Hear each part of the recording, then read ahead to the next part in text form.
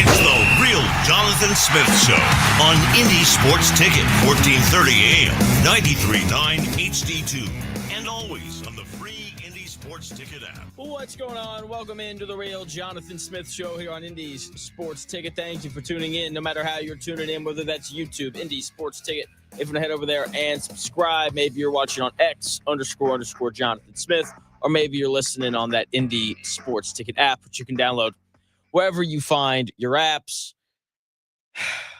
Colts last night. It's funny. It just is. Anthony Richardson gets hurt on the second drive. Daniel Jones comes in and plays the rest of the first half, and they're giving up punt returns for touchdowns, and they still can't tackle. And it was a really bad night last night for the Indianapolis Colts. Just brutal. And obviously the big storyline is Anthony Richardson getting hurt, dislocating his pinky. Jordan Schultz, he had a report this morning saying that Richardson's going to be fine. I'm not surprised that he's going to be fine, but there's a lot of discussion around what was supposed to happen on that play. Was he supposed to know that the blitz was coming from the right side and get it out quick, or was the offensive line supposed to block that guy? What was supposed to happen on the play? Thankfully, someone asked Anthony Richardson last night about the play and about the hit, and here's what the potential Colts starting quarterback had to say about it. Yeah, I definitely looked at it. That's a tricky one because it's 5-man pro and I'm hot from the backside. I just got to get my eyes, just be able to react to that. But it's 5-man pro, just playing hot. I just got to get my P's and Q's when it comes to that. So did you just not see it in time, I guess? Is that what basically happened? Or? It's going to be hard for me to see it anyway because my eyes are looking a certain way. But I just got to be keyed on when everybody's bringing pressure like that. I thought it was about to be the nickel, but they brought it from the other side. So I got to be ready to just get the ball out. Anthony Richardson right there explaining what happened on the play where he got hurt. He thought the pressure was going to come from the left side. It came from the right, and he got clocked, and he dislocated his pinky. And look, he's fine. He was throwing the ball on the sideline during the game. If it was the regular season, he would have come back in. Maybe he misses the first half. They go in, tape it up, pop it back in place, do all those things, and then he probably returns and he keeps playing. Most guys, at least. Maybe for Richardson, no. We haven't seen him tough out very many injuries. But I do think that Shane Steichen and the rest of the Colts staff wanted to keep him on the sideline just because it was the preseason. I think in the regular season, we see him go out there and play. Now, the play that Anthony Richardson got hurt on was his fault. He thought the pressure was coming from one side. It came from the other. He misread the defense pre-snap, right? He has to get the ball out to Giddens right there, who's playing running back and is releasing out. He's the hot guy, right? And he just missed it. And these are the things that he has to get better at. I said yesterday that I just wanted for Anthony Richardson to look like a starting quarterback. That's all that I wanted. All of the things that we expect for starting quarterbacks to do, I wanted him to do. And on his first 4 dropbacks, I thought he did those things. He had a nice little completion to Tyler Warren over the middle. He set up a nice screenplay for Tyler Warren. He hit A.D. Mitchell on a comeback route. It wasn't the best throw in the world, but he gave A.D. Mitchell a chance, which is significantly better than what he would do last year. And then the one incompletion he threw, he was a little late. I think part of that was the interior of the offensive line just got crushed by the Ravens, and so he couldn't really step up and drive the football.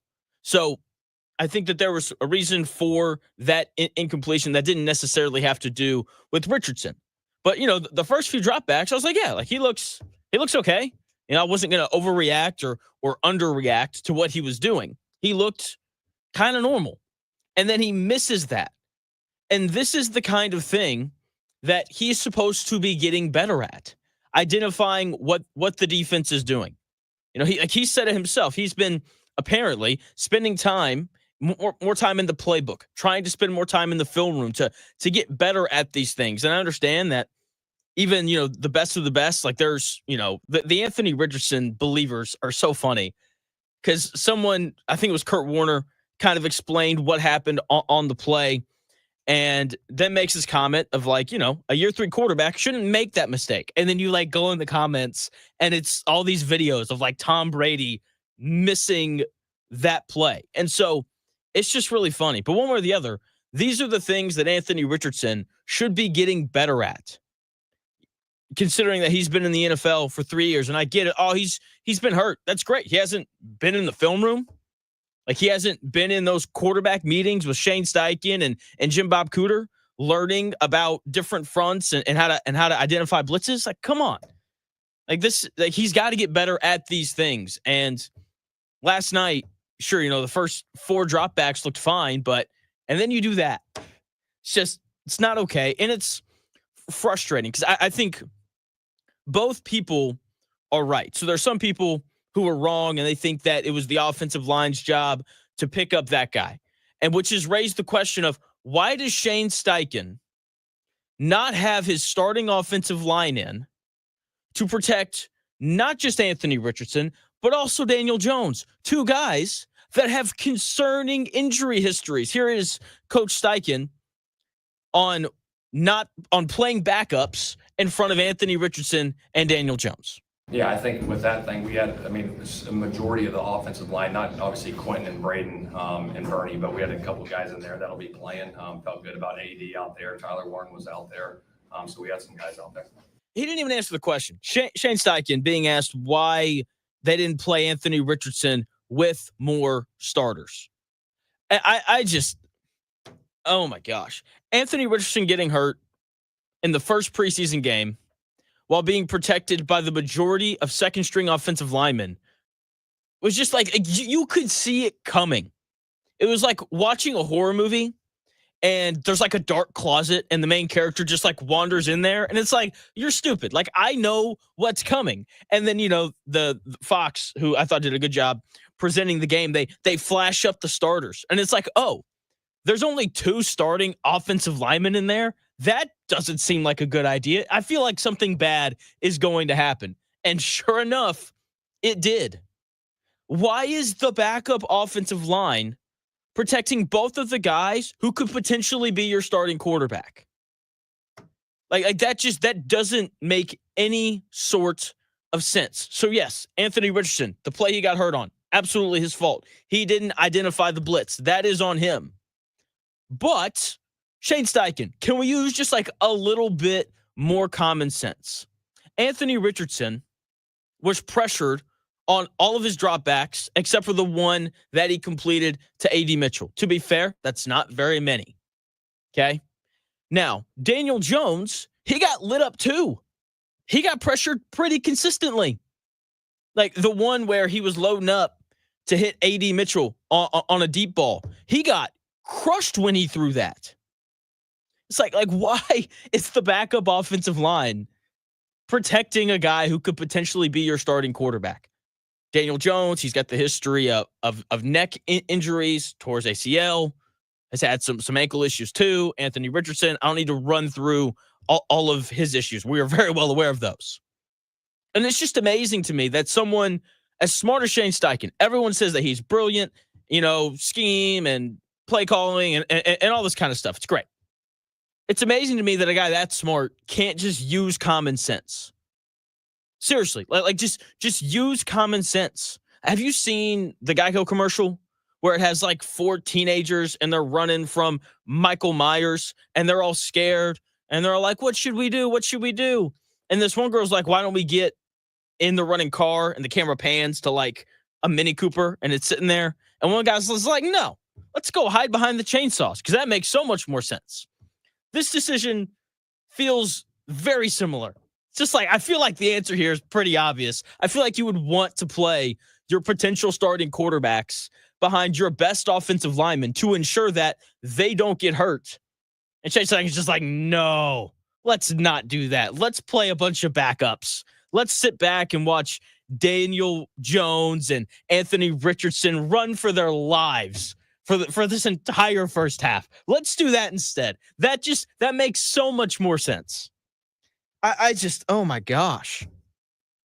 Just the incompetence, it feels like, from the Colts from the top down. We've had 9 years of Chris Ballard and just this inability to consistently draft good players.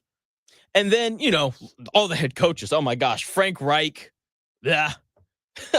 And now Shane Steichen, who he comes over from Philly. And it's like, yeah, Jalen Hurts and Justin Herbert and all this kind of stuff. And really smart guy and calls good plays. And, he was the offensive coordinator on a team that played in the Super Bowl. And, a lot of stuff made sense about the hire. And then Shane Steichen does stuff like this, where it's like, no, backup lineman in to protect our potential franchise quarterback. Makes perfect sense. Oh, and while we're at it, let's just go back to last year. All of the trick plays being called in really bad spots. It's just, and then we continue to work down, and then you get to quarterback. Oh my gosh, the incompetence at quarterback for the Indianapolis Colts over the years, just incredible. It's just, and it only gets worse. It only gets worse. And, we didn't get to see much of Richardson last night. I thought in the limited stuff that we saw of him, I thought he looked fine. There was no wow. There was no, oof, that was really bad, aside from not picking up on where the blitz was coming from. And so I do appreciate him saying after the game that he tried to come back in, but the Colts decided to hold him out instead. And yeah, that's what they should do. It's the preseason. Let Jones kind of do his thing. What I'm assuming, this is an assumption. Steichen didn't say this, but come on, we're not dumb. What I'm assuming is going to happen is they're just going to flip. Daniel Jones played about a quarter and a half, probably a little bit more than that last night against the Ravens after coming in for Anthony Richardson. So I'm assuming that Anthony Richardson will play about a quarter and a half against Green Bay, and then they'll flip if he can stay healthy, if he can identify where the blitz is coming from, because you already know what's going to happen. If, and it is a legitimate if Anthony Richardson is the starting quarterback, I've said it before, I don't think he's going to be. I think it's going to be Daniel Jones. If Anthony Richardson is the starting quarterback, teams are going to go back. They're going to look at this tape, and they're going to say, Anthony Richardson didn't pick up on that in the preseason.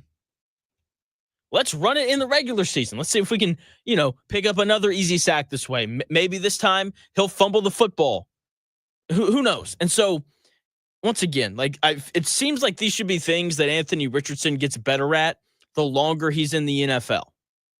And it's just frustrating watching him continuously not get better at things that you don't have to play in order to get better at. Like you should be able to sit in a film room,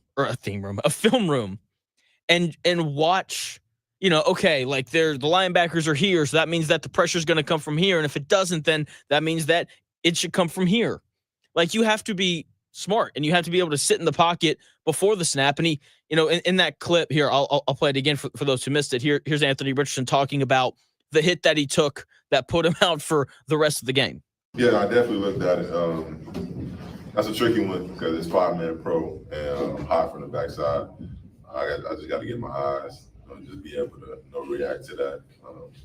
But it's 5-man pro, just playing hot. I just got to be on my P's and Q's when it comes to that. Did you just not see it in time, I guess? Is that what basically happened? Or? It's going to be hard for me to see it anyway because my eyes are looking a certain way. But I just got to be keyed on when everybody's bringing pressure like that. I started about to be the nickel, but they brought it from the other side. So I got to be ready to just get the ball out.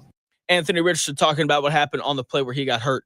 I don't know if you watched Quarterback this year, the series that Netflix does, but there's a clip in it where they ask every quarterback what they do after they break the huddle. What are you looking at?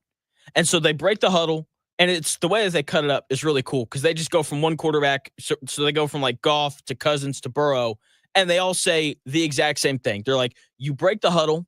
The first thing you do is you look at the play clock. How much time do I have to get these guys to the line of scrimmage and snap the football? Once you do that, once you're at the line of scrimmage, the next thing you do, you look at the safety. Is there one high or two high? And then from there, you look to identify any of the blitz keys and anything to tell me that they're blitzing. And I don't know if Anthony Richardson knows this or not because he's in that clip, he was talking about his eyes and how like it was tough for him to see it because of where his eyes are looking. Believe it or not, Anthony, the defense is allowed to blitz from anywhere. Like they can come from any direction. And so why you can't come to the line, go play clock, safeties, blitz keys, and you can't like start on your left and then pan across. Like you can't do that. You can't look at every potential place where the blitz could be coming from. It's incredible to me, the incompetence on the part of Shane Steichen not playing your starting offensive lineman in front of both Daniel Jones and Anthony Richardson is just beyond me. And Anthony Richardson still not figuring out how to be better pre-snap. It's frustrating, and it is so on brand for the Colts. They looked unprepared and incompetent all game in pretty much every phase. Every phase. So Daniel Jones, he ended up playing last night. He was Daniel Jones. It was okay. Honestly, like, watching him made me feel like I was watching the musical Hamilton. And I'll tell you why when we come back here in about 4 minutes.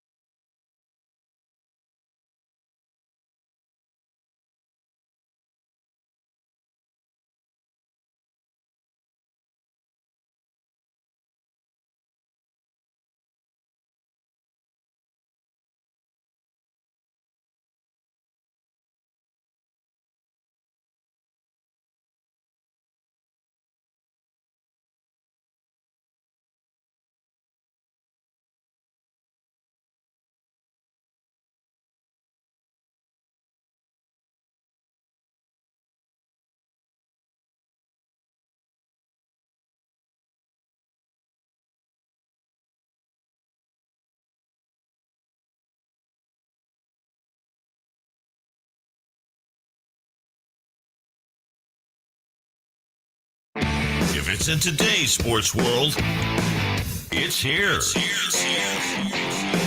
The real Jonathan Smith Show on Indy Sports Ticket 1430 AM, 93.9 HD2, and always on the free Indy Sports Ticket app. Welcome back to the real Jonathan Smith Show here on Indy's Sports Ticket. Thank you for tuning in, no matter how you're tuning in, whether that's YouTube, Indy Sports Ticket. You want to head over there and subscribe. Maybe you're watching on X__ Jonathan Smith to follow me there. And you can, of course, listen on that Indy Sports Ticket app, which you can download wherever you find your apps. Now, Anthony Richardson comes out, gets hurt, not great. And then Daniel Jones is then thrown into the fire. Like, hey, Daniel, you're in, buddy. And it was fine. Here is Colts head coach Shane Steichen talking about Daniel Jones and how he played last night. I thought he did some really good things. Obviously, had a nice touchdown pass that got called back, but made some good scramble plays, had some good throws, had some chunk plays. Warren showed up for him big time in the pass game. I thought he did some really good things. Shane Steichen thinks Daniel Jones did some really good things. He was okay. I didn't think he was great. 10 of 21 passing for 144 yards, no touchdowns, no interceptions. Thought it was fine. Every time a player was open, he made the throw. Every time a player was covered and he tried to squeeze it in there, he didn't. It's really that simple. It's kind of what I expected. Watching Daniel Jones, for me, it felt like watching the musical Hamilton. My wife and I both love musicals, but my wife enjoys Hamilton way more than I do. Saw it when I was in college. Was like, yeah, it's fine. I probably won't watch it again. And then I married my wife, and she loves it. I've heard that soundtrack start to finish multiple times. We've sat down on the couch, and we've watched it on Disney Plus multiple times. I know how it goes from start to finish.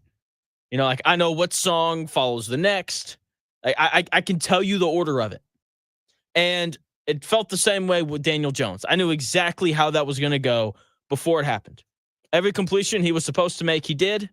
Every completion he wasn't supposed to make, he didn't. And that was really kind of how it went all night. Here is Daniel Jones on how he felt like he played against the Ravens. Yeah, I think just, you got to be ready to go. That's part of the game. Just try to grab. I thought, kind of some good, some bad, caught a rhythm there.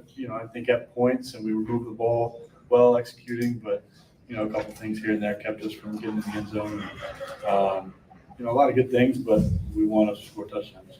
Daniel Jones right there talking about how he felt like he played. He said he caught a rhythm a little bit and all that kind of stuff. I guess. I thought he made one good play. There was one play I was like, yeah, that's a good play.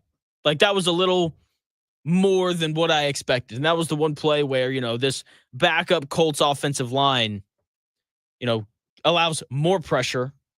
And Daniel Jones did a good job moving left. He finds Ashton Doolin underneath, who then just who takes off with a nice little run after the catch.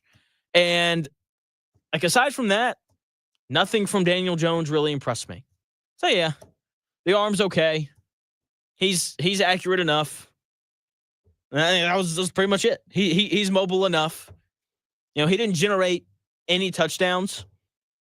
And part of me is like you're playing against backups, but at the same time, he was also out there with mostly backups. It's not like he's throwing to Josh Downs and Michael Pittman Jr. and Alec Pierce. That wasn't going on. He's throwing to Ashton Doolin, who's on the team to play special teams. That's the very simple reality of it. And for him, he's got to be frustrated. When Anthony Richardson went out, I thought it was a golden opportunity for Daniel Jones to come in and really grab a hold of the starting quarterback position. And he didn't. Anthony Richardson gets hurt. And what does it do? That immediately reminds everybody of probably his biggest flaw, his inability to stay on the field. And you just have all these people who immediately start complaining about Anthony Richardson. He can't stay healthy. Pre-snap, he didn't identify what he needed to. Like, you're just immediately reminded of all the bad things that happened. And then Daniel Jones comes in. And it's perfect to set up like a negative Anthony Richardson reaction to a positive Daniel Jones reaction. And that didn't happen because Daniel Jones just wasn't very good. And it's my favorite thing about how Daniel Jones played last night. And I'm going to talk to Zach Hicks about this at 11. He's going to join the show. My favorite thing about Daniel Jones last night wasn't even about Daniel Jones. It was just so funny. I think I have perfected my X algorithm. I think people, like, you can get kind of like heavily one-sided or the other in terms of what you see. For me, in terms of like Colts quarterback controversy, I see both. I see Daniel Jones believers. I see the Daniel Jones haters. I see the Anthony Richardson believers and the Anthony Richardson haters. It's kind of funny. And it was so funny to scroll through X last night and watch all of the Daniel Jones believers make all of the excuses for him that I see Anthony Richardson believers make for Anthony Richardson. Oh, Daniel Jones, like, that was a good throw. A.D. Mitchell just dropped it. Ashton Dulin, he just dropped it. If Alec Ogletree doesn't commit a pass interference, even though that was clearly the play design, if he doesn't commit that offensive pass interference, then Daniel Jones has a touchdown pass, and it was just like, oh, so we're just going to make excuses. And then it's like, I think Daniel Jones played pretty well. It's like, really? He was 10 of 21 from the field. 10 of 21. That is a 47% completion percentage. And to watch Daniel Jones believers try to justify it last night was so funny. And what's even funnier is if you ask Anthony Richardson haters from last year, haters isn't the right word. If you asked people who don't believe in Anthony Richardson, them last year, and they watched the game tonight, then certainly they would have said that Riley Leonard was the Colts' best quarterback. He completed 50% of his passes. That was better than Daniel Jones. It's a joke. The Riley Leonard stuff wasn't good. I am going to talk about him a little bit, but I want to keep talking about Daniel Jones. And Richardson. Training camp's cool. Hearing all the reports of, A.D. Mitchell's making these great plays and Anthony Richardson looks really good and Daniel Jones, like, he's really grasping the offense and, he's really hitting guys on time. And, like, hearing all that is great. But training camp and the preseason, not even regular season games, they're so different. They're so different. And we saw it last night. Anthony Richardson didn't look great. Daniel Jones didn't look great. The backup offensive line wasn't very good. It's not the same. And last night was just a reminder of how bad the Colts are going to be at quarterback. Seriously. Like, it's going to be a long year in terms of how the Colts look at quarterback. And maybe I'm overreacting. It's one preseason game. It was the first one. Maybe they look a little bit better when, Quentin Nelson and both starting offensive tackles are on the field. All right, and the quarterbacks have a little bit more time. And instead of throwing to, Ashton Dulin, instead, you're throwing to Alec Pierce or Josh Downs or Michael Pittman Jr. Right? Maybe once that changes and those other players come in who I think we would all regard as, at a minimum, pretty good, then maybe all of a sudden Daniel Jones and Anthony Richardson look a little bit more competent. But I don't know if you watched the Eagles last night. Tanner McKee, backup quarterback for the Eagles, against the starting Cincinnati Bengals defense, looked awesome. And that's a backup playing against starters. And Daniel Jones and Anthony Richardson didn't come to looking anywhere near as good as Tanner McKee did last night for Philly. And that is very problematic. Riley Leonard, he looked like a third-string quarterback who was drafted in the 6th round. Didn't really throw anything downfield. He had like one where he was rolling to his right and he hit someone, I forget who, on like a crossing pattern. I think it was Jelani Woods. I could be wrong on that. But, I don't don't know. Like, he seemed a little unsure of himself. There were a lot of like he would go to throw the football and he would stop and then he would take off and scramble, which I think is pretty normal for a guy in his first NFL action, even if it is the preseason. Everyone on the field last night was a pro. Everyone on the field last night was a pro football player. Better than the competition than he saw playing at Notre Dame. Simple as that. And so he just looked a little uncomfortable, which I don't think is the most surprising thing ever. The interception, he got hit when he threw it. That happens sometimes. Once again, higher completion percentage than Daniel Jones. So Riley Leonard was the best quarterback on the field for the Colts last night, completing 50% of his passes. If you ask, it was okay. Like, Riley Leonard was fine. All the guys that he was playing with probably aren't going to be on the roster. Like, that's just the reality of it. So he was all right. I thought that the defensive line for the Colts was better than I thought it was going to be. The first three rookies that the Colts took this year seemed like they're going to be pretty good. I thought Tyler Warren had a really nice night, the snaps that he played. JT Tuimoloau had a really good night. I hate that he hurt his knee late, but he had 2 tackles for loss. He had a sack. He had 2 quarterback hits. He had a pass breakup where he got his hand up. He had a forced fumble. I thought he did a good job of containing the run, so like really setting the edge and making runs turn back up inside. I thought he always seemed to be around the ball. Obviously, he had a sack. So maybe he's a guy who's going to be able to contribute a little bit for the Colts this year. So I thought Tyler Warren looked good. I thought JT Tuimoloau looked good. And then you've got Justin Wally, who is potentially going to start at corner. We learned last night that he tore his ACL in that joint practice against Baltimore. Shane Steichen said that from the podium last night. That sucks. There's a lot of injuries now for the Colts in that corner room.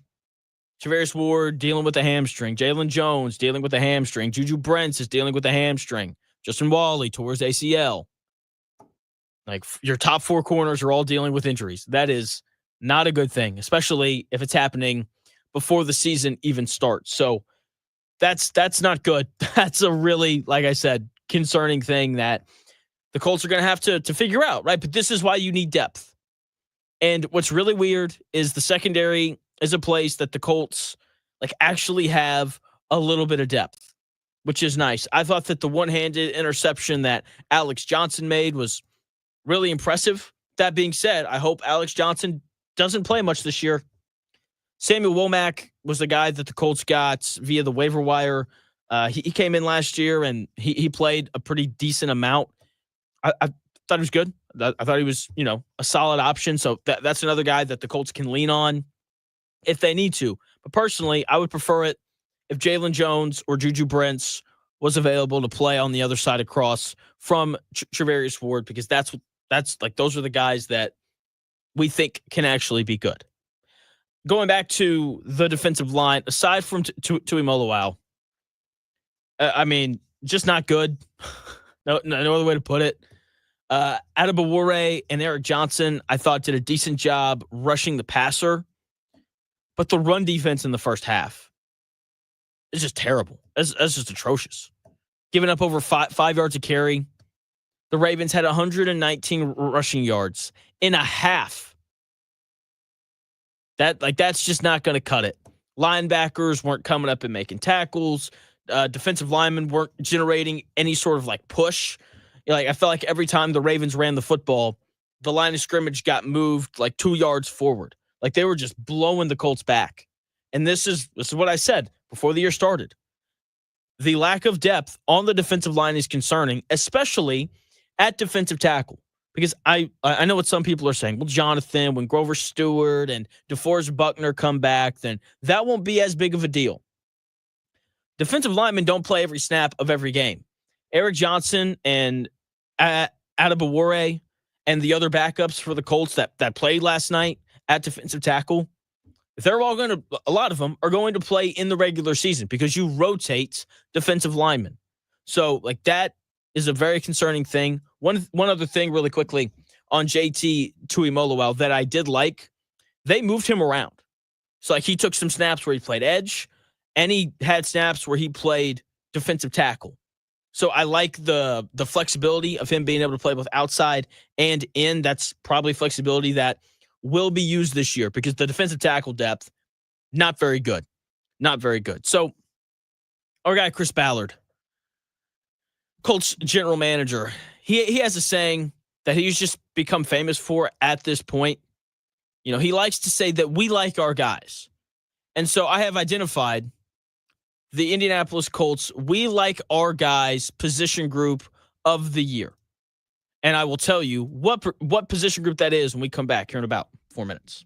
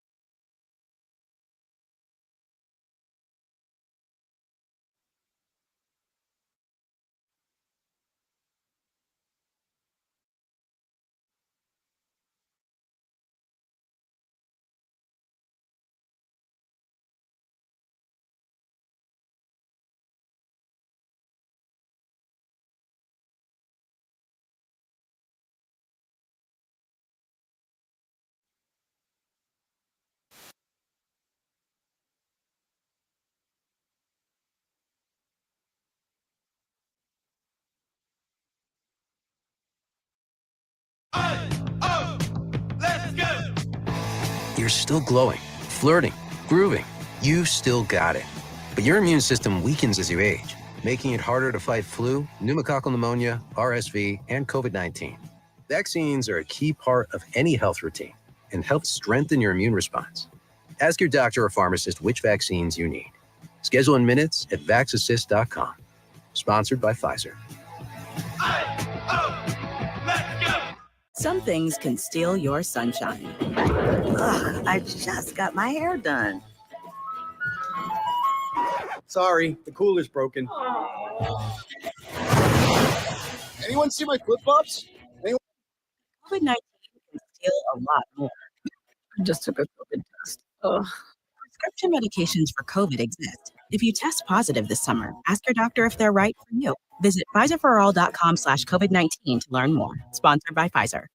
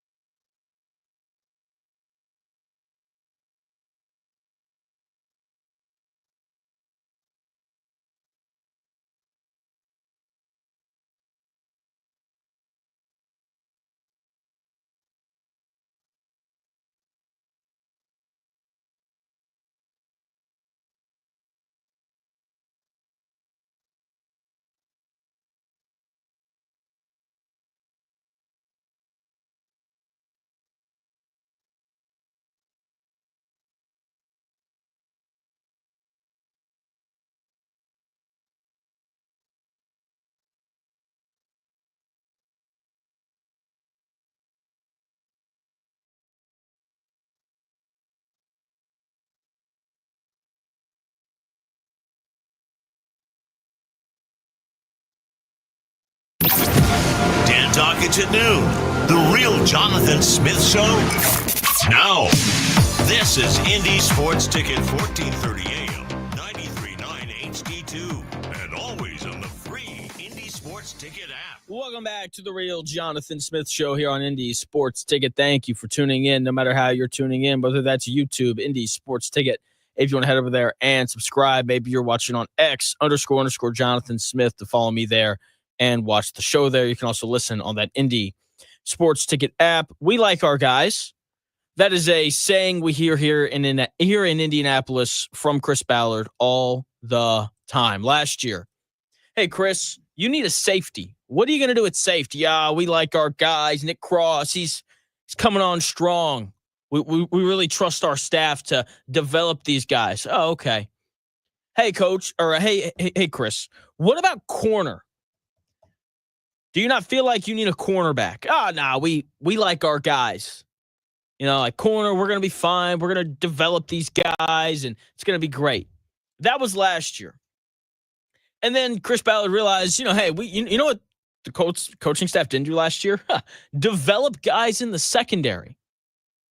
That's like they didn't. The secondary was so bad last year. And so Chris Ballard, he switched up. He was like, we don't like our guys anymore. I'm going to go get Javarius Ward and Cam Bynum. And then this year, the we like our guys position group is linebacker. Hey, Chris, EJ Speed left in free agency. You decided not to re-sign him. Not saying that was wrong, but now you've got a bit of a hole linebacker. Don't worry about that. We like our guys.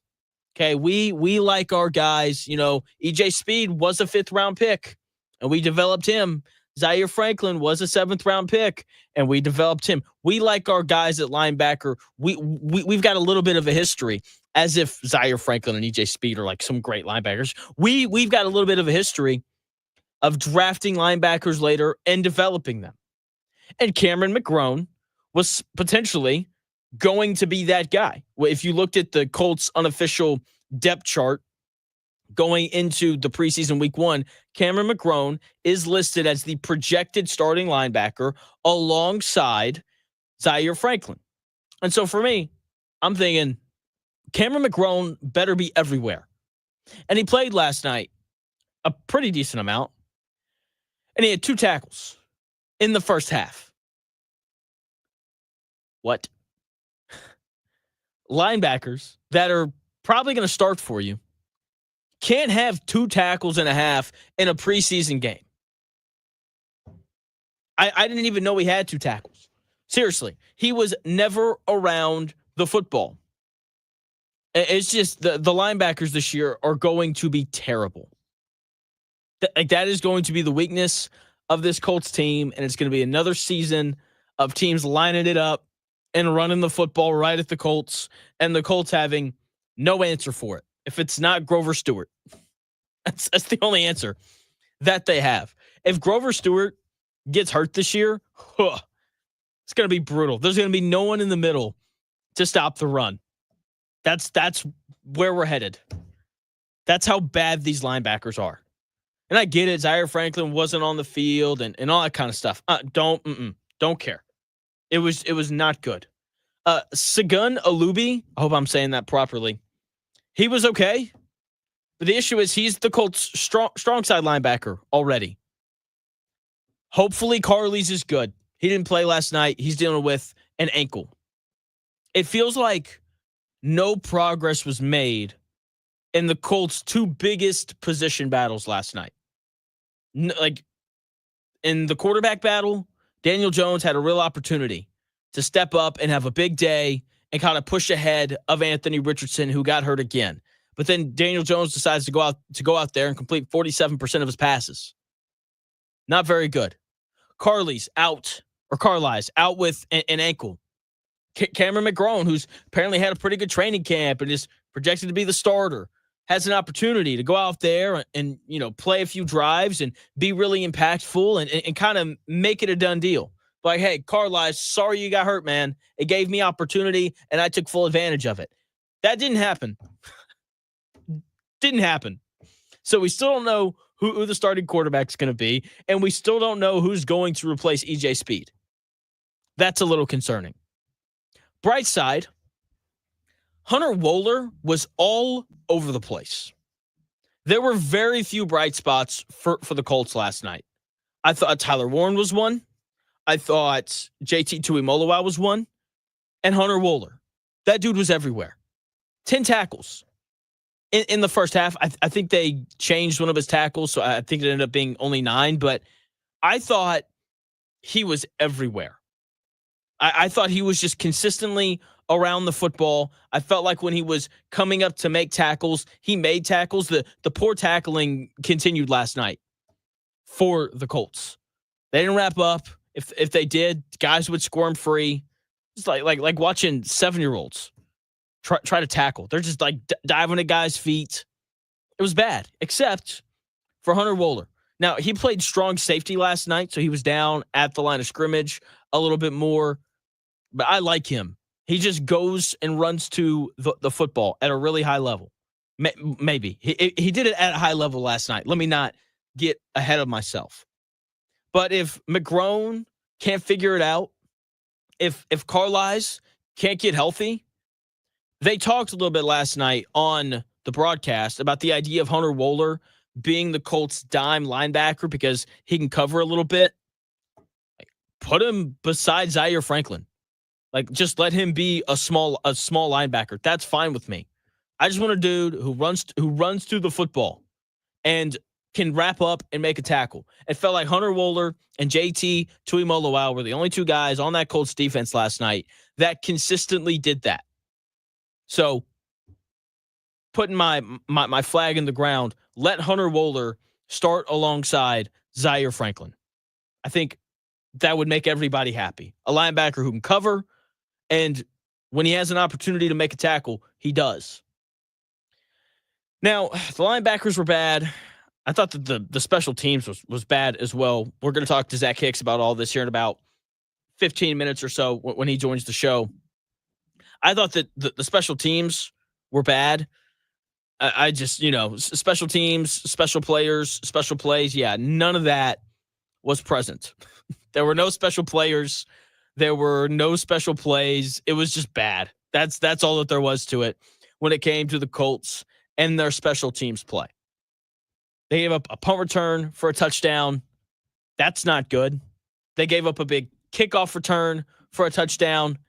Or excuse me, not for a touchdown, but they gave up a big kickoff return for 69 yards. In terms of them returning kicks, they weren't very explosive. Anthony Gould had one decent kickoff return. The Owens kid had one halfway decent punt return. And that was that was it. And so they weren't very explosive. And for the Colts this year, in order for them to win games, let's just be really honest about this team. Daniel Jones probably isn't going to outduel anybody. Anthony Richardson probably isn't going to outduel anybody at the quarterback position. This Colts defense isn't going to be great. So in order for them to win games, they have to be better on special teams than whoever it is that they're playing against. That is it's something that absolutely has to happen.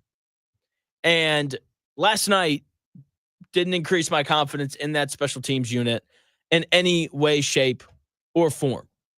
Just a brutal night from the special teams and from the linebackers. But Tyler Warren was a bright spot. Anthony Richardson was asked about Tyler Warren last night after the game, and here's what the Colts' potential starting quarterback had to say about him.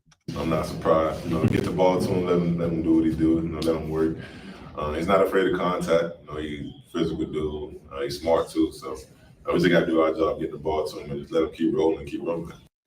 Anthony Richardson right there talking about Tyler Warren, saying he wasn't surprised at all that he came out and had a nice night. He's like, just get that dude the ball and let him roll and rumble. I thought he was hard to tackle, which is nice because I don't feel like the Colts have very many guys that are hard to tackle.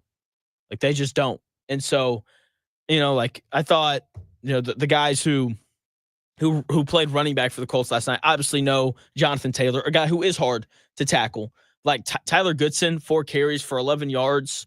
Felt like he would go down on first contact. I get that he's not only on the roster to play running back, he's also on the roster to cover kicks, but he didn't do a very good job of that either. DJ Giddens, I felt was very similar. I felt like he went down on first contact pretty consistently, which, is a little annoying. But then again, first preseason game, all that kind of stuff. 6 carries for 17 yards. Khalil Herbert, he was a little bit better, a little bit more experienced, though. 7 carries for 29 yards. That's about 4 yards a carry. Had the rushing touchdown as well. So I thought he was a little bit better at it.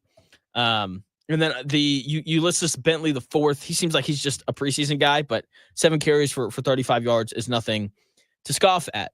And once again, the nice thing about Tyler Warren, he catches the football, and he's just hard to tackle. He looked like a first-round pick last night. He caught everything thrown his way. There was the little hitch route that he ran where, he kind of ran a slant and then just stopped. The throw from Richardson was a little high, but, he reached up and he caught it and he brought it in, even though he got hit when he did that.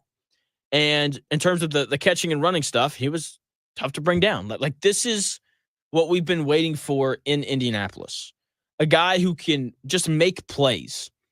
Because the Colts don't have enough playmakers on offense. Jonathan Taylor is one. I don't think I wouldn't call Michael Pittman Jr. a playmaker. He he just kind of is more of a possession receiver. He's not very dynamic after the catch. Josh Downs, I wouldn't really call him a playmaker. Alec Pierce is just a big play guy. He's going to beat guys deep sometimes, but he's not just going to be it's 3rd and 8. Look for me. That's not who any of those 3 Colts receivers are, even though they're all good players in their own right. Tyler Warren, though, he might be a guy where it's 3rd and 8. I'm looking for Tyler Warren. Where is he at? I have to find that dude. That's the kind of guy that I think he's going to be. And the Colts need that, especially when whoever's going to play quarterback for you, it seems like isn't going to be great. Because the quarterbacks last night, it was just a lot of bad. Then again, it's the first preseason game, and that is something that needs to be remembered. It's the first preseason game. If this was, week 3 and the Colts looked like that and you wanted to complain to me about it, absolutely. Go right ahead. But it's the first preseason game. There was bound to be bad things that happened. All right, it's your first time doing the real thing with these guys because the roster is obviously a little bit different this year than it was last year. But it's got to look better on not this Saturday, but next when they play against the Green Bay Packers. It's got to look a little more buttoned up than what it did last night. Just too many mistakes, too many. It felt like guys weren't where they were supposed to be. And to me, that should be the easiest thing. That should be the easiest thing to do, because that's what you do all training camp. It's hey, when we run this play, you're supposed to be here. When we run this play, Anthony, and we call this protection, if there's a blitz from the right side, there's going to be someone unblocked. You have to hit Giddens on that. You have to throw into the blitz. That's what you're supposed to do. And he didn't do it. And for linebackers, it's hey, your run fit is here, and they weren't there last night. It's just frustrating. It feels like the Colts are going to be bad. But again, it's just one little, one preseason game with the majority of the backups for the Colts on the field. We knew that there wasn't much depth. That felt like it was confirmed last night. But then again, we got two more preseason games, and then the real games start in a little less than a month. The next preseason game is not this Saturday, but next against the Green Bay Packers. That should be here.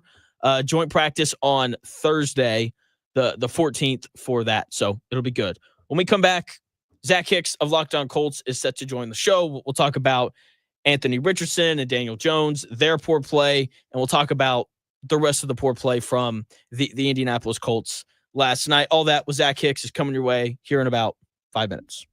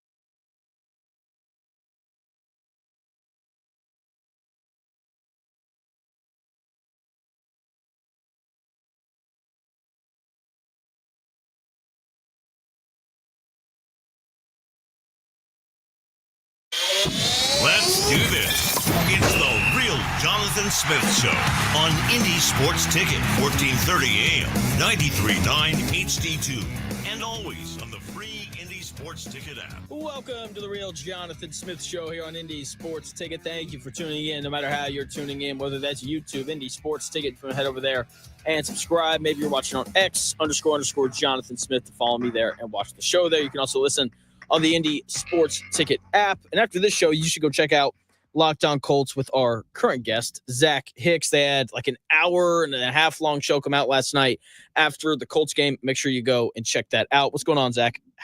How are you, man?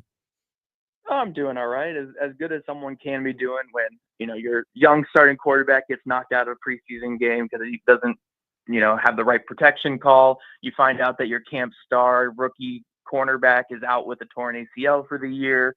Another second-round pick leaves the game with a knee injury. I mean, all things like that given here. I'm doing fine. I'm doing all right. Yeah, not a great night last night. Let's start with the big thing, though. Obviously, the quarterback play. I thought – so we'll get to the injury. What did you think of the 4 snaps that – or the 4 passes that Anthony Richardson got to throw before that play? Yeah, but before the play, I thought it was fine. I mean, he was a little late getting the ball to A.D. Mitchell on his first throw, but perfectly fine there. You get the screen pass to Warren. The throw over the middle to Warren, I thought, was probably one of his better plays of the day. Saw the leverage that Warren had on a little hook over the middle, got the ball out, and Warren was able to, get them a decent little gain back there and get them into field goal range. And, yeah, I thought he did some good things when he was on the field. It's just, again, it's going to always be marred by what knocked him off the field and just him not getting those fundamentals down. So I thought it was a fine showing from him to start off, and then obviously it got cut really short because of one bad mistake. Yeah, and I feel like it's year 3, and you shouldn't make that mistake in year 3. He said, I don't know if you caught this in the post game. He said that he thought that the nickel was going to blitz, but obviously it came from the other side. I've never played quarterback. I don't know enough about football to know how you make that mistake. But, this isn't a mistake that a year 3 quarterback should be making, right? Yeah, and here's the thing, man. I can fully understand him just making that pre-snap mistake of he thinks the left side's blitzing. He's got his eyes on that side. But the thing is, when they don't blitz and when that weak side defensive end is also bailing and you have an empty protection, you have to understand that right side is going to be coming hot and they're going to be coming bearing down on you in the pocket there. So you either just need to eat it at that point, you need to get your eyes back and brace for the hit. You just can't be so defenseless there and take such a big hit. I mean, he's lucky he got away with just a dislocated pinky because that was a brutal, brutal hit. And with his injury history, it could have been something much worse. So, yeah, it's just something that it just can't happen. I mean, I know I saw a lot of people trying to say after the game, it's the running back's not chipping, the tight end's not chipping, all that. But it was empty protection. Those guys were not supposed to be chipping. They were supposed to be getting out into the route to give Richardson more outlets against the same pressure that the Baltimore Ravens were deploying.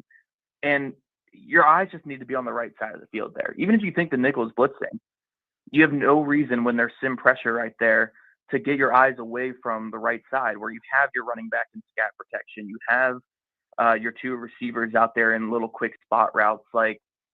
Even if they bail out of that blitz, then you can work your eyes back to the left where it's a little bit more downfield concept. I just don't know why he was so stubbornly on that left side where it's a little bit more downfield and just not aware of the pressure whatsoever. Because again, even if you're making the mistake of, I don't think they're actually going to be blitzing off my right side here. The second you see that defensive end on your left side drop into coverage, your brain, something has to click in your brain that they're going to get a free rusher bearing down on you in just a second. So I just don't know where that awareness was there. So it was just bad on so many different fronts, from being in the wrong protection plan as the rest of the offense to just not having that awareness to adjust when you're seeing that tell right in front of you. And I know playing quarterback is very difficult. Guys make mistakes and you see 10-year veterans making the same mistake every now and then. But the thing is, he's in a fight for his life right now in a quarterback battle with a veteran quarterback who is, he's a steady 4 or 5 on a scale of 1 to 10 every single time he gets out there on the field. So every big mistake you make is going to be amplified. And it's a do or die situation for him. We can't be having these fundamental mistakes right here, especially when they're knocking him out of games and limiting his reps. So yeah, if this were a 10-year veteran who made a mistake like this and overall he's a pretty good player, it's one thing, but this is a guy who's in year 3, who hasn't been able to stay healthy, who's been having issues with the fundamentals his entire career at this point, having another big gap like this that led to another injury. So that's why this is going to be blown up more than what it maybe should be, is because this is a mistake that he's been making for 3 years, a mistake that's been costing him. So it's just an unfortunate thing to see. It's something that just shouldn't have happened, and hopefully he can get in the film room and iron it out. But if we're talking about like takeaways from this first preseason game, it's not good for Anthony Richardson. Like, this, to me, puts him in the back seat. Like, he is not in the driver's seat right now in this quarterback competition, even though Daniel Jones didn't really do anything to take it last night. Just by him staying healthy and not making that one awful mistake probably puts him firmly in the lead. And if Richardson's missing some time this week, which he might miss a practice or two, I don't know exactly how much time he'll miss, then that just puts even more stock into Daniel Jones. So, yeah, he really took a big step back last night and hurt his chances of winning this job. Joined by Zach Hicks of Locked On Colts, talking about Colts Ravens last night, starting with the quarterbacks. I do want to talk about Daniel Jones, but first, so last night, they showed the graphic of who was starting on offense. And right. I'm reading through it, and I see Bortolini and Gonsalves, and then 3 backups. And Zach, I don't know if you're like a horror movie guy, but like you know how they work. There's like a dark closet, and there's a girl, and it's like you probably shouldn't go in that closet, and then they do, and then kind of what happens next. That's kind of how I felt. I saw that, and I was like, something terrible is going to happen tonight because we don't have our starting offensive line out there. Because even like I understand that Richardson getting hurt wasn't on the offensive line there, but Daniel Jones took a pretty big shot on the deep ball that he threw to A.D. Mitchell. I felt like the ball that Anthony Richardson threw to Ashton Doolin, he couldn't really step into because there was pressure kind of coming up the middle. Felt like Daniel Jones was running for his life a little bit last night. What'd you make of Shane Steichen not putting the starting offensive line in to protect both guys who could potentially be your starting quarterback this year? Yeah, it's a tough decision because you're going against backups as well. And, given how injuries are in the NFL, these backup linemen are probably going to play for you. But in a league like the NFL where offensive line talent is at such a premium, like there is such a big drop-off from starter to backup.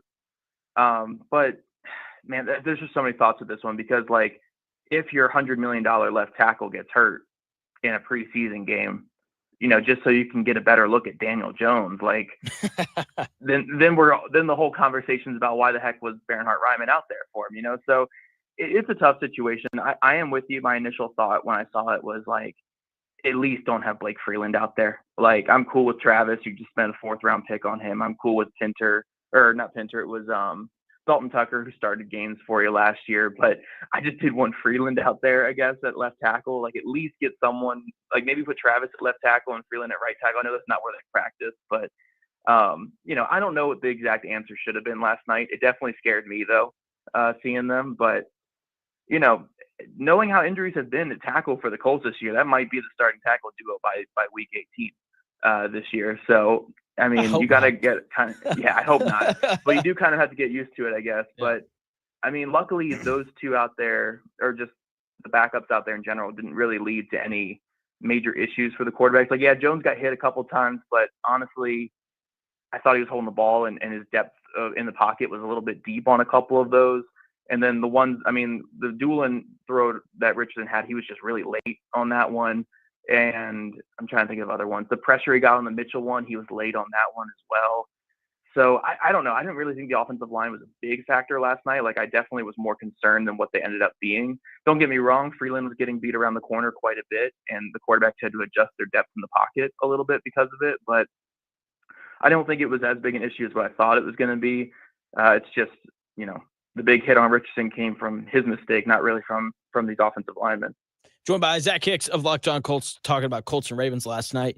Daniel Jones obviously ended up playing a quarter and a half, a little bit more than what he thought he was going to. Zach, my wife really likes Hamilton, the musical. And so, like, I know all the soundtracks. I know the order. I've seen the thing on Disney Plus multiple times. I'm sure she's going to want to go and see it in theaters because they're re-releasing it in theaters. And that's kind of like, I felt like I was watching Hamilton last night with Daniel Jones, because everything that I kind of expected is what happened in kind of the order that I expected it to happen in.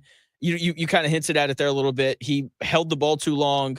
I felt like every time a receiver was open, he made the throw, and every time someone was covered, he didn't. What'd you make of the Daniel Jones performance last night? It was very Daniel Jones. That's pretty much the best I can really get. It was just it was fine. I thought he started off better than how he finished. He was at one point he was like 5 of 10 with 2 drops, and I thought he had a couple of like nice throws to Doolin and Mitchell. And I was like, okay, cool. Like this is a pretty solid showing from Daniel Jones. And then it kind of fell apart after that, like not in like a horrible way, but just missed some throws, tried to push the ball down the field, and just you could see the lack of like arm talent and just quick decision making. Because honestly, like the deep throw to AD Mitchell, he was just really late throwing that one. Like I don't even think the arm was too big of an issue there. It's just you have to anticipate Mitchell winning that and throw that much sooner than what he did. So by the time he decided to throw it to Mitchell, it looked like a duck that he threw up there because it was such a far throw. And there were just a couple other ones too, like the big catch that Doolin made was probably an interception in a real game. The way he just lost that in traffic. Doolin bailed him out with a really nice catch. But yeah, there were a couple mistakes, but overall, it's kind of what we've been seeing from Jones, I think, all training camp, where like maybe this is one of his worst days of training camp, and it was still maybe like a 4 out of 10. Like it was maybe slightly below average. It was fine. It could probably get you into a competitive enough thing. Like it could probably get you like in a real game, like somewhere close to 20 points, maybe like 16 points, maybe in a game, which isn't good enough against the top teams, but you could probably beat the bad teams with that. And that's just kind of what you're going to get out of Daniel Jones. He's not going to turn the ball over a ton. He's not going to push the ball down the field a lot. You're going to settle for a lot of field goals. You're not going to get much splash. And that's who he is. So just by him being that, though, and being healthy on the field, he probably took a step ahead in the quarterback position. But yeah, I think the best way to describe what I saw from him last night was just whelmed. Not overwhelmed, not underwhelmed. I was just whelmed. Like it was fine. Yeah. Like it's really hard to describe feelings on it because it was such a neutral feeling watching him out there. Yeah, that's kind of how I felt. It's like this guy is a quarterback. That's really kind of how I felt. Zach Hicks, host of Locked On Colts, joining the show talking about Daniel Jones and his performance last night. So going off of Anthony Richardson hater logic from last year, Riley Leonard completed 50% of his passes, and Daniel Jones only completed 47%. So does that mean that Riley Leonard had a better night than Daniel Jones? Oh, man, I don't even want to talk about Riley Leonard was hilarious last night. I mean, it started well for him. Like, it was perfectly fine, but by the end, it was like, okay, you could see why this was a 6th-round pick and 3rd-string quarterback in camp, because it was a pretty brutal showing for him in that second part of the game. The interception was just dreadful quarterback play. There was one moment where he faced pressure up the middle on it was like a blown protection or blown screen or something, and he ran backwards and spun back and ran towards the goal line. I was like, oh no, it's Gardner Minshew all over again. So yeah, there were just some moments where I was like, yeah, you could see this is a day 3 rookie quarterback. But yeah, he was like okay for what he is. Again, he's a preseason guy. He's a developmental guy that you just, you're never really going to actually want to play him in an actual game. So yeah, perfectly fun quarterback. But yeah, if we're going off completion percentage, sure. Yeah, better than Daniel Jones, better than Richardson's career average or right around career average. So yeah, if completion percentage tells the story of everything, that's what we're looking for. That's right. All right, let's get positive a little bit. I thought Tyler Warren looked really good. I hadn't heard much about JT Tuimoloau in camp, but I thought he was really impactful last night. What'd you make of the Colts' 1st and 2nd round picks from this season? Yeah, we really got to lean into these two because we lost our third round pick for the year, and I'm still crying about that in a lot of ways. But yeah, I thought both of them were really good. Tyler Warren looked like Tyler Warren out there. Like all the hype that and the excitement that we've had for him all off season, heck, since last November when we all were trying to manifest him as a Colt. Like this is what we all envisioned, him being this reliable over the middle threat. And he looked a lot like as a pass catcher, he looked like Jack Doyle again, just in the sense of the ball's in his vicinity. He's going to catch it. He's going to turn upfield. He's going to run over guys. But you can even see a lot more juice from him. And that's kind of what I've been preparing myself for is like we get the great, like gritty elements of Jack Doyle, but with a juiced up younger tight end. And I thought it was everything that you wanted to see from him last night, especially when he got the ball in space and he was able to run after the catch. I thought he did some good things. So really, really good showing from him. And then JT Tuimoloau, I thought he played a little bit too late in that game last night. I wouldn't have loved him playing in that third quarter. It does seem like the knee injury, though, was more of a precaution from what he was saying in terms of like he was just feeling a little tightness in the third quarter and pulled himself out. So hopefully we're all good on that. I'm not going to speak definitively here because I thought Wally's was just like a knee bruise and ended up being an ACL. So we'll see there. But yeah, I thought he had a really good showing. Good in run defense. One of the few good players in run defense in the game. I liked when they put him inside a couple times, hitting at him and Adetomiwa Adebore were just creating a lot of pressure. They were just two guys who were too good to be out there against backup offensive linemen, and it really showed. So yeah, I thought the Colts first two picks in this past draft had a really, really good showing last night. And they showed why the Colts are so invested in their future. Joined by Zach Hicks of Locked On Colts, talking about the Colts and Ravens preseason game last night. As good as Tuimoloau was, and as good as Tyler Warren was, I think my favorite guy to watch last night was Hunter Wohler. I just felt like he was always around the ball, just like always in on every play. He had 9 tackles last night, and I think he only played the first half. He may have played a little bit there in the third quarter. Zach, I'm at a point, and look, this is just the biggest overreaction on my part ever. Cameron McGrone, didn't really see him. Like, I know he played, but I just didn't feel like he was around the ball very much. The Ravens just kind of ran it wherever they wanted. It's like, you know what? Like, we're talking about playing Wohler as like a dime linebacker. Can we just start him beside Zaire Franklin and see what happens? Because I thought that the linebacker play last night was bad. Yeah, it was not great in linebacker. And again, we have to take into account that when you had the Forrest Buckner, Grover Stewart, and all these other guys back out there, Laiatu Latu, things will look a little bit different. So we can't take it too seriously that these backups are like most of these guys are not going to be at NFL teams here soon, are getting run over.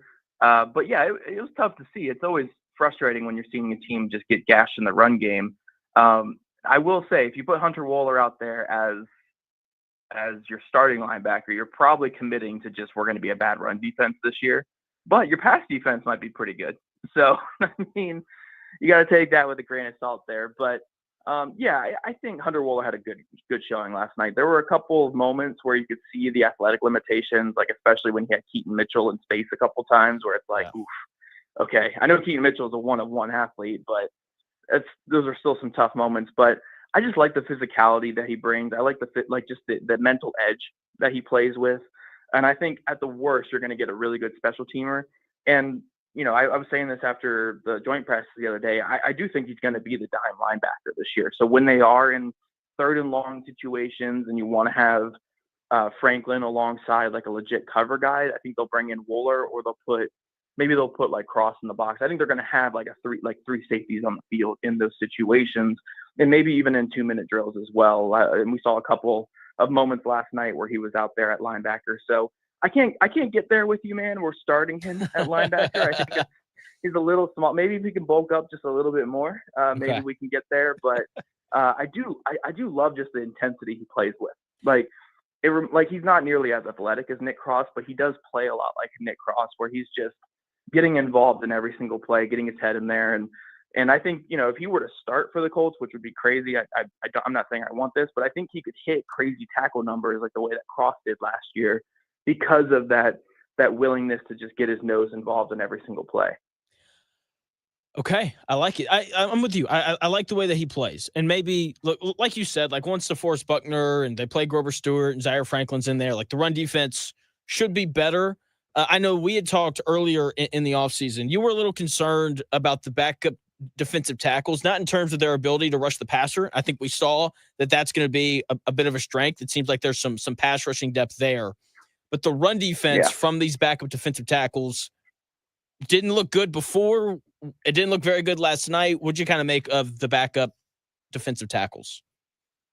Yeah, I didn't think they were the biggest issue last night, but it certainly wasn't like an impact caliber play last night. Again, I mean, again, the Ravens are out there running like ISO, like, ISO power football out there. And against Lou Anarumo, who wants to be a nickel for his base, it is kind of a tough way to match that, especially when the Colts had injuries at linebacker and a bunch of linebackers who, again, aren't going to be on teams here in the next couple of weeks. So it is kind of hard to match that there. But, yeah, I thought the backup defensive tackles were adequate at best. I mean, Eric Johnson probably disappointed me a little bit. Adi Tomiwa I thought was better in run defense than I'd ever seen him before. Again, probably was too good to be out there on that field with those other guys, and it kind of showed. But, yeah, outside of that, if we're looking at backups that maybe stood out, I mean, Josh Tupou was fine as a nose tackle. I thought the linebackers really struggled, though, and their run fits is what it was. Like, Joe Bocci wasn't really out there a ton, but like Cam McGrone, Austin Ajake, Segu Alubi, those were the guys that really got beat in the run game. So, yeah, just a lot of things to clean up from those depth guys. You want to see them be a little more physical. You want to see them be more consistent in fitting their holes and fitting their lanes, trusting their guys around them to make plays. And we just didn't see a lot of that last night. And that's how you get beat, I guess, by a team with quarterbacks combined to go 6 of 20 with 2 interceptions. Like it was terrible for the Ravens anytime they tried to throw the ball. If you can just get the run defense to be adequate and not give up special teams touchdowns, then we'd be talking about a win right now in the preseason. Joined by Zach Hicks of Locked On Colts, talking about the Ravens and Colts game last night. 2 more questions for you, Zach, and I will let you go. Was anything worse than the special teams that we saw last night from the Colts? No, nothing was worse than the special teams. That was dreadful. And again, everything has to come with the stipulation that most of the players out there on these teams are just not guys who are going to be on the roster. There were a few guys out there that'll probably be special teamers from day one, but for the most part, that wasn't the full special teams unit because you're not throwing Doolin out there when he's going to get a full workload on offense in the first half, for instance. So we have to take it with a grain of salt, obviously, but wow, that was dreadful. I mean, the kickoff return, the big kickoff return was just guys not staying in their rush lanes. It was just I don't know what kind of breakdown was happening there. But then when you look at the punt return touchdown, that was just guys missing tackles. Like, you got to just get the guy to the ground there. There was 3 guys right around him as he caught the ball, and nobody made a tackle. Nobody made a play. And you just got to have more pride than that if you're someone fighting to make a roster. So, yeah, just dreadful from the Colts special teams and their coverage units. And hopefully it's something they can really just get into these guys' heads, or maybe they're going to have to make a Grant Stewart level trade again by the end of training camp just to get somebody else in here. Joined by Zach Hicks of Locked On Colts, talking about the Colts and the Ravens last night. I know the answer to this in terms of what the Colts would do, but so I really want more your opinion on this. Tanner McKee looked really good last night. Kirk Cousins is a backup in Atlanta. Shedeur Sanders, he could come out and play really well tonight. Just kind of your thoughts on any chance that the Colts make a trade at some point for a quarterback. Just kind of your thoughts on that whole idea.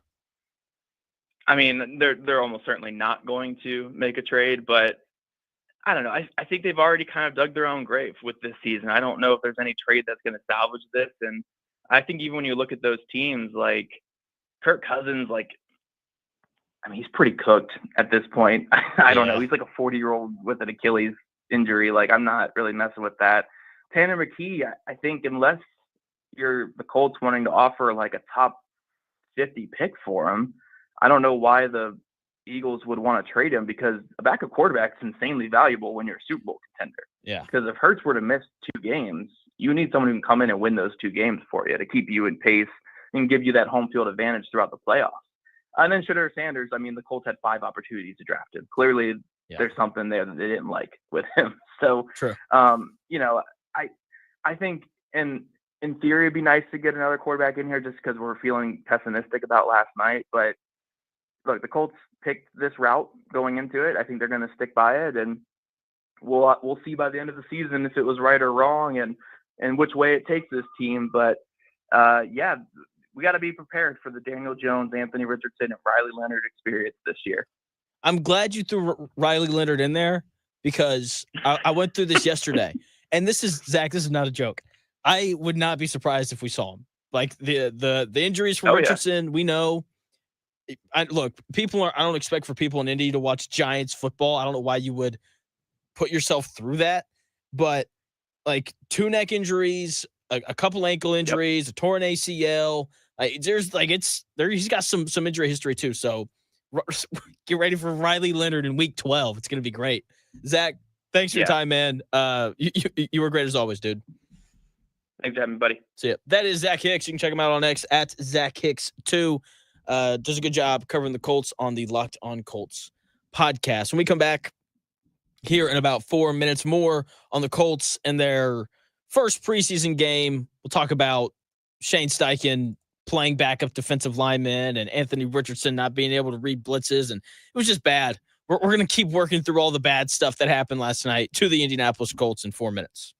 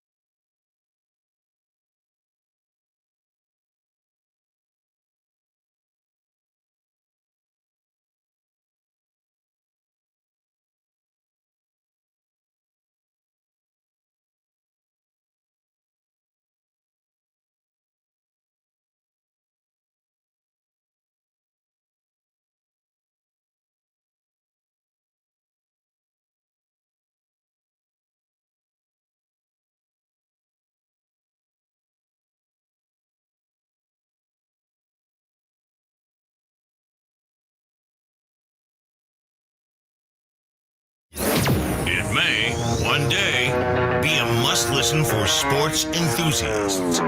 Yeah, and monkeys might fly out of my butt. Uh-oh. The Real Jonathan Smith Show on Indy Sports Ticket 1430 AM, 93.9 HD2, and always on the free Indy Sports Ticket app. Welcome back to the Real Jonathan Smith Show here on Indy Sports Ticket. Thank you for tuning in, no matter how you're tuning in, whether that's YouTube, Indy Sports Ticket. Head over there and subscribe. Maybe you're watching on X__Jonathan Smith. Follow me there and watch the show there. You can also listen on the Indy Sports Ticket app. You can listen to the Dan Dockett Show there as well from noon to 3. Anthony Richardson got hurt last night. Surprise, surprise. Here he is talking about the play that he got hurt on. Dude got absolutely lit up. Here he is talking about what happened. Yeah, I definitely looked at it. That's a tricky one because it's 5-man pro and hot from the backside.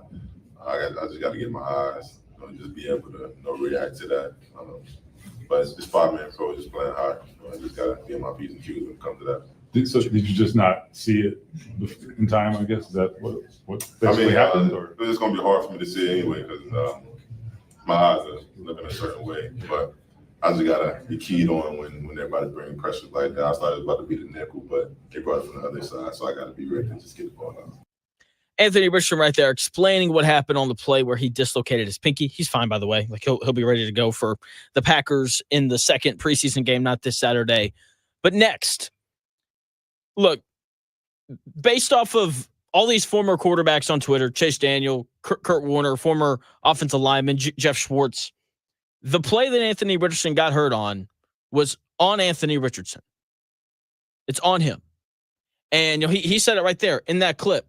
He thought that the blitz was going to come from the left. It came from the right, and he paid the price for it. Honestly, the fact that he only dislocated his pinky is surprising because he just got crushed. He's got to get that ball out to get in the flat, and he didn't. He just missed it. And yesterday, I talked about how all that I wanted to see from Anthony Richardson, I just wanted him to look like a starting quarterback. I wanted him to make the throws that he was supposed to make. He did that. He hits A.D. Mitchell on the little comeback route. He found Tyler Warren there a couple times as well. He was a little late to Ashton Doolin. I think he couldn't really step into it the way that he wanted because there was some pressure up the middle. But I thought before that play, it's like, all right, like maybe, it's like fourth row. So it's really hard to tell. It's like maybe. It felt like there was like a little bit of potential for us to walk away from that. Like, oh, he has gotten a little bit better. And then that happens. 3 years. This guy's been in an NFL film room. He's been in quarterback meetings for the last 3 years with NFL head coaches. And he couldn't identify that. He couldn't. He didn't have the alarm bells going off when the blitz didn't come from the left because that must have meant it was coming from the right. And it's just, these are the things that he has to get better at. And after 3 years or going into year 3, it doesn't feel like he's gotten better at them. And that is the problem that I now have with Anthony Richardson. He's talked about how, he needs to do more this year. Well, why weren't you doing more your rookie year and last year? And now it feels like he's trying to make up for lost time. And, it's like maybe if you'd been serious your rookie year and your second year, then maybe that doesn't happen last night. And it's just frustrating. Him getting hurt, him not picking up that blitz and what was going on. These are the things that are concerning in addition to the accuracy issues that we have seen from him. I like Shane Steichen, but he made a mistake last night. You've got to have the starting offensive line in to protect not only Anthony Richardson, but also Daniel Jones. Here he is last night after the game talking about why he played backups in front of his two potential starting quarterbacks. Yeah, I think with that thing, we had, a majority of the offensive line, not obviously Quentin and Braden and Bernie, but we had a couple guys in there that'll be playing. Felt good about AD out there. Tyler Warren was out there. So we had some guys out there. Yes, Shane, you had some guys out there, but you didn't have your two starting offensive tackles to protect, Anthony Richardson, who the Colts are still hoping can be their guy for the next decade, or Daniel Jones, who you're hoping is going to have a career resurgence like Geno Smith or Sam Darnold. Anthony Richardson getting hurt on that play in the first preseason game while being protected by the majority of second-string offensive linemen last night. It was like watching a character in a horror movie walk into a dark room. You know, like the game starts and they flash up the graphics showing the starting offense. And it's like, oh, they don't have the starting offensive line in protecting two very injury-prone quarterbacks. And then to go back to the horror movie analogy, you're sitting there, you're watching, and there's a girl, and there's like a pitch black closet. And it's like, don't go in there. That's common sense. Just like, don't go in there. And then they do anyway, and then there's like a jump scare and all that kind of stuff. And last night, I'm sitting there and I'm watching. I'm like, we got backup offensive linemen in. Something bad is going to happen. And sure enough, it did. Anthony Richardson was pressured on all of his dropbacks except for the first one, which was a completion to A.D. Mitchell. Daniel Jones took a big hit on the deep incompletion that he threw to A.D. Mitchell. He was pressured a lot as well. He was just running around, just trying not to get hit. It's just amazing to me, the lack of common sense last night. Have you seen the Geico commercial where it has the four teenagers and they're running from Michael Myers and they're all scared and they're asking like, what should we do? What should we do? And the girl's like, why don't we get in the running car? And then the guy's like, no, let's hide behind the chainsaws. And then it cuts to Michael Myers and he's like rolling his eyes. Yeah, that's what it felt like last night. In terms of the decision that Shane Steichen made to play Anthony Richardson and Daniel Jones behind backup offensive linemen feels so incredibly similar. It's like it's common sense. Get in the running car and go home. It's common sense. Play your potential starting quarterbacks behind the starting offensive line to keep them from getting hurt. And I get it. It wouldn't have saved Richardson last night because him getting hurt was clearly on him based off of what he said in that clip. But still, there's no need for Daniel Jones to get rocked when he's throwing a deep ball to A.D. Mitchell. No need for it. And it's just the incompetence at GM, the incompetence at quarterback, and the incompetence at head coach last night is just, it's so on par for the Colts. That's what they are as an organization. They are just incompetent across the board. And hopefully the Irsay sisters can figure out a way to fix all that because this has been a problem for the last 4 years now. When we come back, Daniel Jones played last night, and it felt normal. It felt like something I'd seen a million times before. We'll talk about it in 4 minutes.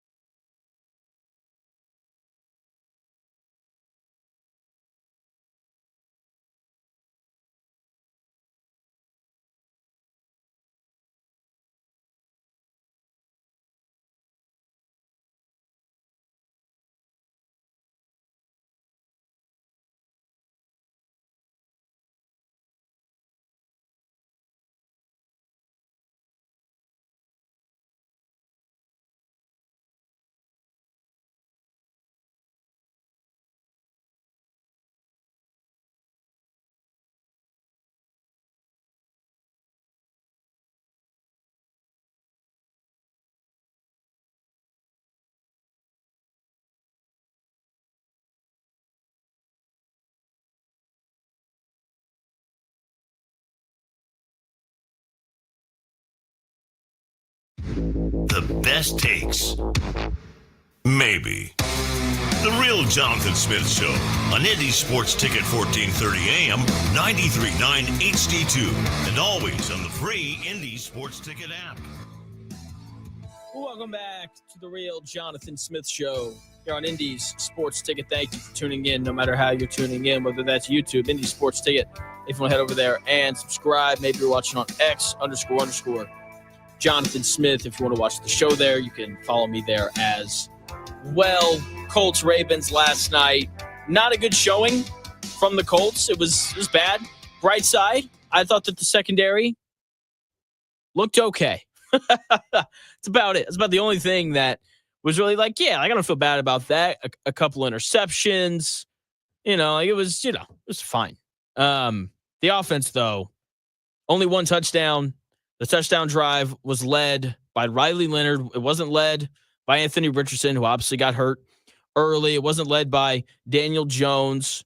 Daniel Jones, he was given 5 drives last night, and the Colts kicked 2 field goals. That was it. There's just not a lot to really rally around and be excited about when it comes to either quarterback. I guess there's just less to be down on when it comes to Daniel Jones. Here is Shane Steichen last night after the game talking about how Daniel Jones performed.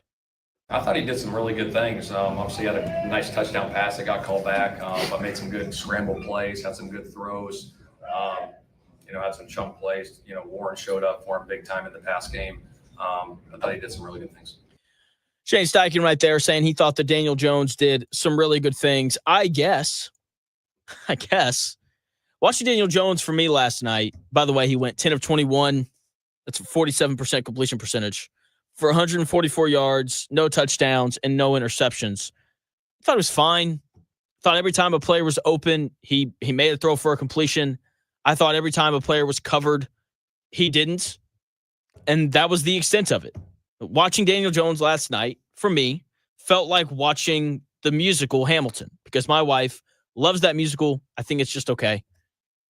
I've watched it. I've heard the soundtrack so many times with her that I know what's going to happen before it happens. I see it coming. And it feels the same way with Daniel Jones. It's like, I know what's going to happen before it happens. He's going to go out. He's going to look pretty average. If a guy's open, he's going to make the throw. If a guy's not open, he's not going to make the throw. There was one moment last night where I was like, wow, Daniel Jones kind of surprised me there. And it's the one where, the Ravens send pressure and he's avoiding it, and he moves to his left, and he finds Ashton Doolin underneath, who then catches it and does a good job of running after the catch. Aside from that, it just felt normal. No excitement, no juice. Here's Daniel Jones after the game talking about how he played. Yeah, I think just, you got to be ready to go. That's part of the game. Just try to be. I thought, kind of some good, some bad, caught a rhythm there. I think at points, and we moved the ball well, executing, but, a couple things here and there kept us from getting in the end zone. A lot of good things, but we want to score touchdowns. Am I the only one who finds it concerning that Daniel Jones says that he caught a rhythm there, and and he caught a rhythm and was 10 of 21 passing? I just feel like if you catch a rhythm, you should be a little bit better than 10 of 21 passing. And my favorite thing from last night was all of the Daniel Jones believers / Anthony Richardson haters making all the excuses for Daniel Jones that you'll see the Anthony Richardson believers make for Anthony Richardson. Oh, well, there were some drops in there. The drops, that was the issue. Offensive line wasn't great. It's just funny. It is. Because, everyone has their preference, and then, they just kind of contort everything to fit whatever their preference is. It was just funny seeing the Daniel Jones people do that last night for Daniel Jones, and it just sounding exactly like Anthony Richardson. But there is some truth to it, though, right? He didn't generate any touchdowns last night, but part of that is because he's throwing to Ashton Doolin and A.D. Mitchell and the Owens kid, and that was it. He's not throwing to Michael Pittman Jr. or Josh Downs or Alec Pierce. That matters. He is playing behind the backup offensive lineman, and so there was a little bit of, extra pressure there. Whereas, if he's playing behind Quentin Nelson and Bernard Raymond and Braden Smith, then you feel then he probably doesn't face as much pressure as he did. Either way, though, it really feels like Daniel Jones missed a real opportunity to kind of grab a hold of the starting quarterback job. Anthony Richardson does two things that immediately remind everyone of why he hasn't been good. Pre-snap, he didn't identify the blitz. And because he doesn't identify the blitz, he gets hit and he gets hurt early in the game. And that reminds everyone of his two biggest flaws. Feels like pre-snap, he doesn't really know what he's doing, and he can't stay healthy. And if Daniel Jones had followed that event of Anthony Richardson doing the two things that make people question him the most, if he had come in and been great, not even for the quarter and a half that he played, if he'd come in and been great on that first drive, like he comes in and the Colts are just boom, boom, boom, touchdown, then I think people would be like, wow, Daniel Jones, like there was some good stuff there. Maybe, Shane Steichen and the play calling, and everyone says that the scheme that Shane Steichen runs is really good. Maybe. And then you can kind of win people over that way. But he was a little underwhelming. I thought he was a below average quarterback. That's what he looked like to me. And that was it. At best, he was average. You would say, well, Jonathan, he had an average night because Anthony Gould, for some reason, can't catch the football. I'm like, okay, fine, sure. It's whatever. It wasn't a good night from any of the Colts quarterbacks. We saw a little bit of Riley Leonard as well, which is important given the injury history of both Daniel Jones and Anthony Richardson. I thought Riley Leonard looked like a sixth round pick who's the third string quarterback playing in his first live NFL action. That's what I thought he looked like last night, which is okay because all those things are true.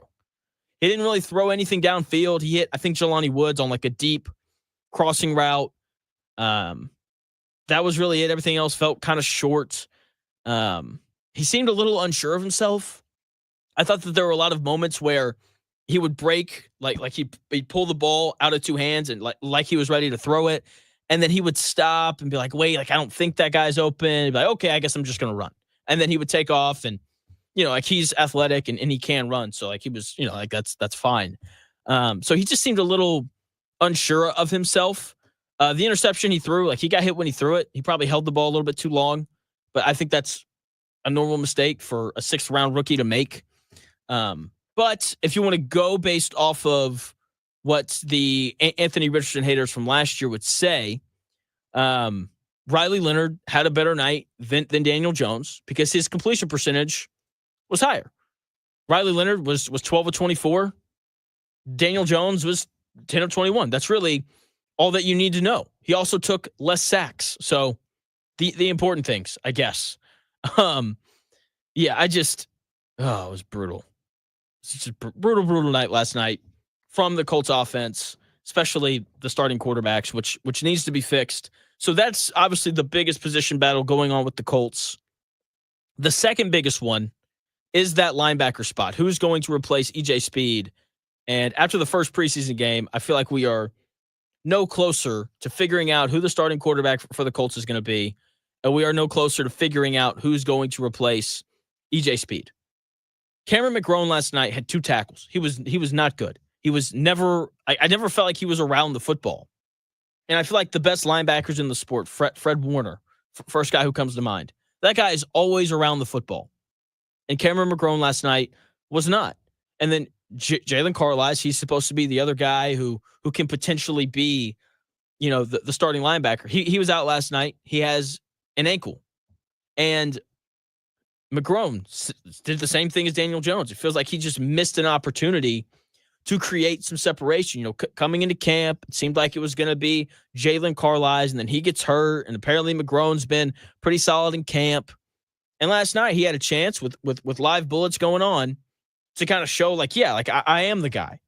And he didn't. 2 tackles and a half. And you're playing linebacker. What? You have to be around the football more than that. You got to be more like Hunter Wohler, who was all over the place last night, 9 tackles, and he only played in the first half. I thought he was just good just because he was around the ball. And so just the linebacker play last night was disappointing. The quarterback play was bad, but kind of expected. Like if someone had told you before the game, hey, Anthony Richardson's going to get hurt on his second drive and Daniel Jones is going to look okay, you'd be like, yeah, that makes sense. The linebacker stuff, though, wasn't good. To end the show on a positive note, Hunter Wohler, really good. I thought JT Tuimoloau was good. Rushed the passer, had a sack, had a forced fumble. I thought he did a good job of defending the run in terms of setting the edge and making the running back, turn inside as opposed to getting outside. So I thought he was good there. Tyler Warren was good. I felt like every time he touched the football, something good happened. He was hard to tackle, which is a really important thing for him because he's supposed to be a guy who can catch the football and then turn upfield and pick up some extra yards. He did that a little bit last night. I didn't pay much attention to his ability to be able to block. To be fair, I think we only pay attention to blocking tight ends when they're really bad. And the fact that, nothing really popped up for him in that regard, that's probably a good thing. So Tyler Warren last night was really good. Tuimoloau looked good. Sucks that, Justin Wally tore his ACL. He's going to be out for the year. A lot of questions at corner now because the top 4 guys are all hurt. The Colts are going to have to figure that out at some point. But, I thought that the Alex Johnson guy looked fine. The interception was cool. So week 1 of the preseason is in the books for the Indianapolis Colts. We got more games going on tonight. That'll be, a lot of fun to watch. I'm just glad that football is back. The coach, Rick Venturi, he's going to join the Dan Daka show today at 1 to break down everything that happened last night. And Anthony Lima from Cleveland, he's going to come on to talk a little bit about Shedeur Sanders playing tonight. And I'm sure he watched the game last night as well. So more discussion around Anthony Richardson and Daniel Jones. The Dan Daka show comes your way here in about 5 minutes. I will talk to you Monday starting at 10 a.m.